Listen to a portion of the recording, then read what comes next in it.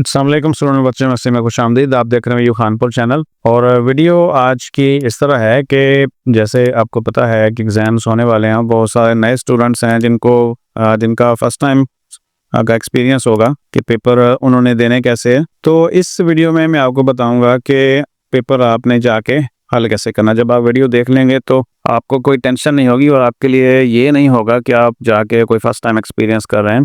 आप ऑलरेडी सीख चुके होंगे और आप आसानी के साथ अपना पेपर करेंगे।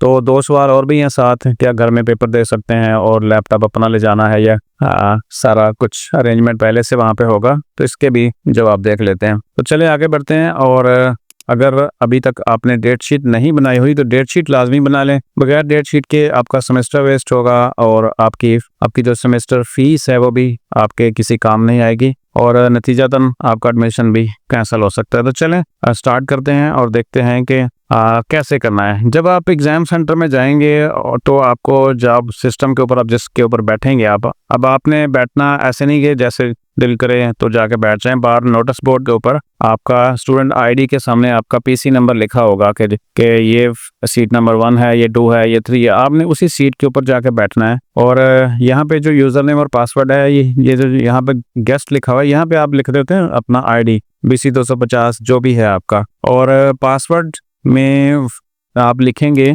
जो आपको डेट शीट के ऊपर जब आप प्रिंट करवा लेंगे डेट शीट का, तो उसके ऊपर एक पासवर्ड आपके लिए होगा और वो पासवर्ड बिल्कुल एग्जाम के लिए यूज़ होता है, वो LMS के लिए इस्तेमाल नहीं होता। अगर आप ये समझते हैं कि LMS आईडी और पासवर्ड लगाएंगे तो खुल जाएगा, नहीं, इसको करेंगे लॉगिन। अब यहाँ पे देखें ना आईडी मिसिंग है तो यहाँ नहीं हो रहा, तो हम इसको गेस्ट कर लेते हैं और नीचे कर लिया। अब हमने इसको लॉगिन किया। अगला पेज जो ओपन होना है वो आपका कुछ इस तरह से होना है। यहाँ पे इंस्ट्रक्शंस होंगी, आपने जैसे उनको पढ़ लेना है। एक दफ़ा ना पढ़ें तब भी कोई मसला नहीं है, चेक करेंगे और फिर स्टार्ट पेपर कर देंगे। इस तरह का इंटरफेस आपके सामने आ जाएगा। अब इसका थोड़ा सा मैं तारफ़ आपको करा दूँ। यहाँ पे टाइम चल रहा है और इसके बाद यहाँ पे देखें तो पेपर का नाम होगा यहाँ पे और उसके बाद आपके जो टोटल नंबर ऑफ़ क्वेश्चंस हैं वो होंगे और यहाँ पे राइट साइड के ऊपर प्रोजेक्टेड टाइम लिखा होता है उसका। अगर आप इसके मुताबिक चलें तो आपके जो पूरा टाइम है ना वो बिल्कुल सही इस्तेमाल हो जाता है। यानी 1-1 मिनट अगर आप MCQ उसके ऊपर लगाएं और बाकी आगे थोड़ा टाइम लगाएंगे तो पूरा हो जाएगा। बहरहाल आपकी मर्जी होती है कि आप एक MCQ उसके ऊपर 5 मिनट भी लेके बैठे रहें उसको, तो कोई इशू नहीं किसी को भी। तो इसके मज़ीद आगे जाएंगे, यहाँ पे लॉगिन टाइम आप पाएगा। जब आपने पेपर को लॉगिन किया उसका टाइम भी यहाँ पे शो होगा और यहाँ पे जो है वो आपका नाम वहाँ पे शो होगा और ये जो है यहाँ पे आपकी तस्वीर शो होगी। ये जो नीचे समरी है ये टोटल क्वेश्चंस हैं, नंबर ऑफ़ क्वेश्चंस की तादाद है कि इसमें 26 क्वेश्चन है और जिस चीज़ को करते जाएंगे सॉल्व उसका रंग चेंज होता जाएगा। आप थोड़ा सा आ जाए नीचे और इस एरिया के अंदर आपका क्वेश्चन नज़र आएगा आपको और इसके बिल्कुल नीचे 4 ऑप्शन होंगे MCQs के लिए और कोई भी आप ऑप्शन लगा सकते हैं। जब आप लगा लेंगे उसको और थोड़ा सा नीचे आएँ, ये फिनिश एग्ज़ाम है, ये तो बिल्कुल लास्ट के ऊपर जाके इस्तेमाल में आएगा। यहाँ पे फ्लैग है और यहाँ पे फर्स्ट है, लास्ट है, प्रीवियस है, नेक्स्ट है और सेव बटन है। तो जब आप किसी को ऑप्शन को ले लेंगे, अब सॉल्व करते हैं पेपर। आपने किसी MCQs को देखा और उसका जवाब आपने which of the following is not the advantage of computer, तो हमने अब क्या करना है, इसको करना है सेव। यहाँ से क्लिक करेंगे, सेव करेंगे। बगैर सेव किए हुए आपके ये दोनों बटन जो है ना वो बिल्कुल डिसेबल हैं, वो काम नहीं करेंगे।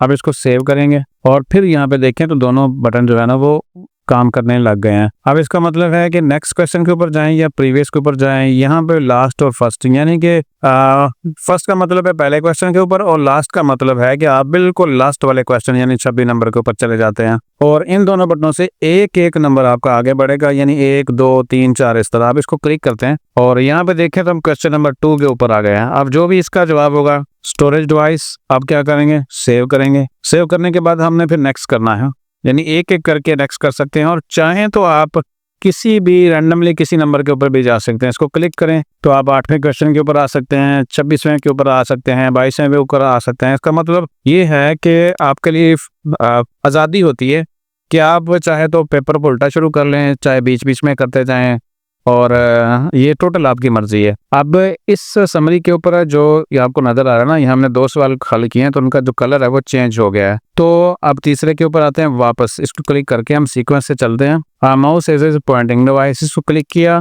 फिर सेव किया और उसके बाद फिर नेक्स्ट पे चले गए। तो ऊपर यहाँ पे देखें समरी के अंदर जो जो सवाल हल करते जा रहे हैं वो उसका रंग चेंज होता जाता है। अब हम तीसरे को चौथे को छोड़ देते हैं और अगले पे चलते हैं। और caps lock, num lock and scroll lock keys are toggle keys, ये सेव हमने कर दिया। और यहाँ पे देखें जब नेक्स्ट किया तो हमें नजर आ रहा है कि एक भी कर लिया, दूसरा तीसरा भी कर लिया, चौथा छोटा हुआ है और छोड़ा हुआ है और पांचवा हमने कर लिया। अब छठे के ऊपर सॉल्व कर लेते हैं। इसका कलर चेंज होता जाएगा और ये तो है MCQs। अब जरा आ जाए, इस तरह हमें पता चल जाएगा कि कौन सा पेपर हमने दरम्यान में क्वेश्चन नंबर छोड़ दिया है। 4 के ऊपर देखें, 4 को वापस आके हम इसको दोबारा से कर सकते हैं और ये हमने सीक्वेंस के साथ कर लिया। मैं आपको जस्ट बता रहा हूँ, बाकी आपकी मर्जी है, आप MCQs को सीक्वेंस से करते हैं और जो नहीं आता उसको छोड़ते जाते हैं, फिर बाद में आके कर सकते हैं। ये तो सारे MCQs हैं। जब आपके शॉर्ट क्वेश्चन स्टार्ट होंगे, what time system clock represents, तो ये एक सवाल है। और सिस्टम क्लॉक क्या होता है, ये जो यहाँ पे आपको टाइम वगैरह नजर आ रहा है, ये सिस्टम क्लॉक कहते हैं। तो इसका जवाब लिखना है। अब सीधा सीधा आप इसको यहाँ पे भी लिख सकते हैं, इसके अंदर ये जो पोर्शन है यहाँ पे, और आपके लिए MS वर्ड भी अवेलेबल होता है सिस्टम के अंदर। अब चाहें तो वर्ड के ऊपर अपना आंसर लिखें, ठीक है। अब यहाँ पे लिखने का फायदा ये होगा कि अगर आपके स्पेलिंग मिस्टेक होती हैं तो आप इसको यहाँ पे ठीक कर सकते हैं। जैसे अगर हम इसको स्पेलिंग को जानबूझ के गलत कर लें कंप्यूटर के, यहाँ पे उसने रेड लाइन दे दी है अंडर, और इसको फिर हम राइट क्लिक करके ऑप्शन में से कंप्यूटर को ठीक कर सकते हैं। तो अगर सीधा सीधा आप इसके अंदर लिखेंगे तो उसमें ऑप्शन नहीं होता कि आप स्पेलिंग को ठीक कर सकें। और जब आपके पास एक चीज़ है तो फिर आपको बिल्कुल स्पेलिंग मिस्टेक नहीं करनी चाहिए। और इसके बाद हम यहाँ से इसको वहाँ से उठा के यहाँ पे पेस्ट कर देंगे और यहाँ पे सेव कर देंगे। अब कुछ लोग पूछेंगे मैथ के क्वेश्चन कैसे होते हैं, कुछ पूछेंगे CS201 यानी लैंग्वेज के कैसे होते हैं जो C++ है। तो इसमें जस्ट कोड लिखना होता है आपको। बाज़ स्टूडेंट कहते हैं कि कोड को हम जैसे जब C++ सॉफ्टवेयर इंस्टॉल होगा तो उसमें जाके हम उसको रन करके देख लेंगे, तो ऐसा नहीं है। जो कंप्यूटर के प्रोग्राम्स आपने अगर कहीं आपको कहा जाता है कि प्रोग्राम लिखे हैं तो आपने जैसे उसका कोड लिख के सबमिट करना है, उसको एग्जीक्यूट या रन करके नहीं देखना और ना वहाँ पे अलाउ होता है। तो इस तरीके से आप पेपर अपना सॉल्व कर सकते हैं। और सिस्टम के अंदर आपको जो अलाउ होता है वो MS वर्ड भी वहाँ पे होगा, यानी जो जो सॉफ्टवेयर आपके पास आपको चाहिए होते हैं, MS वर्ड है, पेंट है, एक्सेल है, और उसके बाद इन पेज है, उसके बाद मैथ टाइप है, उसके बाद और जो भी आपको चाहिए वो सारी के सारे सिस्टम के अंदर कंप्यूटर के अंदर अवेलेबल होता है।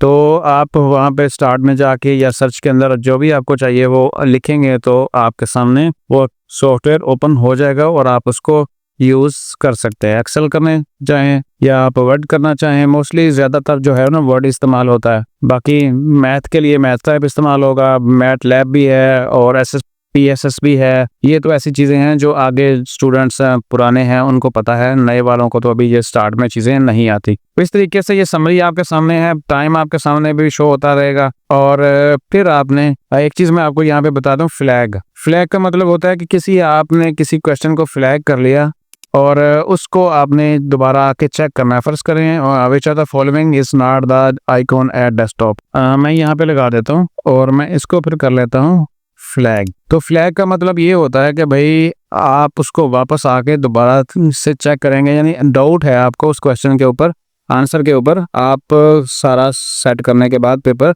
वापस आएंगे और उसको एक दफ़ा रिव्यू करेंगे और उसके आंसर को चेंज करेंगे। तो जो फ्लैग है इसका मतलब ये होता है। अब मेरा ख्याल है कि ये इंटरफेस आपके लिए बड़ा हेल्पफुल होगा और ये डेमो भी। और इस तरीके से अगर आप डेमो देना चाहते हैं, करना चाहते हैं, तो इसका लिंक मैं आपको वीडियो के नीचे प्रोवाइड कर देता हूँ। उसको आप लॉगिन करें और एक दफ़ा प्रैक्टिस लाजमी कर लें ताकि जब आप एग्ज़ाम में जाएं तो आपके लिए हेजिटेशन ना हो और आप आसानी के साथ कर सकें। माउस को प्रॉपर्ली आपको कैच करना आना चाहिए, पकड़ना आना चाहिए। और उसके बाद जो कीबोर्ड है उसके कीज़ का आपको आइडिया होना चाहिए कि कौन से बटन कहाँ पे हैं, फंक्शन कीज़ क्या है, सारा कुछ। यानी प्रॉपर तैयारी के साथ जाएं हैं, हार्डवेयर के साथ, और सॉफ्टवेयर भी आपको वहाँ पे इंस्टॉल मिलेंगे सारे तैयारी आपने खुद करनी है। लिखना क्या है ये फैसला आपका होगा। MCQs के क्या क्वेश्चन होंगे, क्या आंसर होंगे, ये चीज़ें सब की सारी आपके ऊपर है। तो इस तरीके से आप सॉल्व कर सकते हैं। और यहाँ पे मैं आपको बताऊं कि ये बड़ा सिंपल सा सॉफ्टवेयर है और गूगल क्रोम के अंदर चलेगा, सिस्टम आपका रेडी होगा। कुछ चीज़ें मैं रिपीट कर देता हूँ। आपने अपनी सीट के ऊपर बैठना है, पेपर टाइम के ऊपर जाके अपना ID और पासवर्ड देना है और पेपर स्टार्ट कर देना है। पूरे टाइम के ऊपर पेपर स्टार्ट होते हैं और लेट नहीं होना आपने। वीडियो यहाँ पे ख़त्म करें। अगर वीडियो अच्छी लगी है, चीज़ें समझ आई हैं, तो चैनल को सब्सक्राइब कर लें, नोटिफिकेशन ऑन कर लें। बहुत सारी मज़ीद अपडेट्स आप तक पहुँचते रहेंगे। अपना ख्याल रखिएगा। अल्लाह हाफिज़।